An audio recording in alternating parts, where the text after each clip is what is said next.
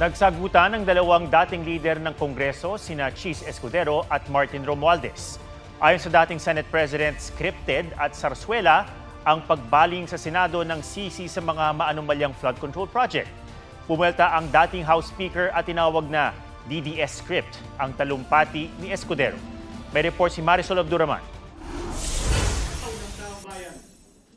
Isang tao lamang, Ginoong Pangulo, ang nasa likod ng script at sarswelang ito. Sasabihin ko, Martin Romualdez. Tahasang inakusahan ni dating Senate President Chis Escudero si dating House Speaker Martin Romualdez.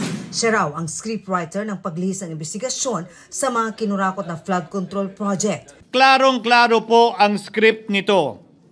Ipitin ang tatlong dating DPWH officials, pakantahin sa kanila. Mema banggit lang na senador. Kapani-paniwala ba na wala silang kinausap na kahit isang congressman nakaupo na totoong may hawak ng mga distrito? Sinagundahan din niya ang pahayag noon ni Navotas Representative Toby Chanco na ginamit daw ni Romualdez ang national budget para isulong ang impeachment ni Vice President Sara Duterte. Sabi nila, pumirma kayo dahil kung hindi lalabas ang pondo nyo na naka-FLR bago mag-eleksyon. Subalit, Ginoong Pangulo, hindi ito umubra. Dahil tinanggihan ito ni PBBM. Sinabi niyang walang ganyang uri ng usapan. At sinabi niyang hindi niya gagawin yon. Kaya't hanggang ngayon, nananatili pa rin for late release ang mga questionableng pondo nila.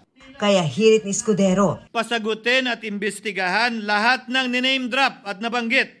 Congressman man, senador man at iba pang opisyal at dapat kasama dito si Martin Romualdez. Welter Romualdez, hindi expose kundi DDS script ang talumpati ni Escudero na sa halip na magpaliwanag sa sariling hinaharap na bintang ng kickbacks na nisi pa raw. Malinawaan niya na para lang ito sa kanyang pansariling ambisyon, ang pumosisyon bilang kaalyado ni VP Sara sa 2028. Patuloy raw siya makikipagtulungan sa bawat patas na investigasyon. Hinihingan pa namin ng pahayag dito si Escudero. Si Vice President Sara Duterte nasa session hall noon at nakikinig sa talumpati ni Escudero. Sinabing hindi na siya nagulat sa pagkakadawit ni Romualdez. Hindi lang sa flood control, ma'am, pati sa sa illegal gambling. Tumatanggap sila. So, si Martin Romualdez. Baka kasi yung tao na nagtrabaho ng basura, flood control yung pera na tinatransport nila.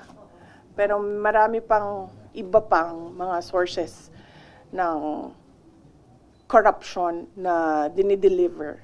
Pinasinungalingan ni Romualdez ang akusasyong may binulsa siya mula sa illegal gambling. Guni-guni lang daw at walang ebidensya ang sinasabing mga maleta na pera na inihahatid sa kanya. Nakalulungkot daw na ang bisi pa mismo ang nagpakalat umano ng kasinungalingan. Marisol Abduraman, nagbabalita para sa GMA Integrated News.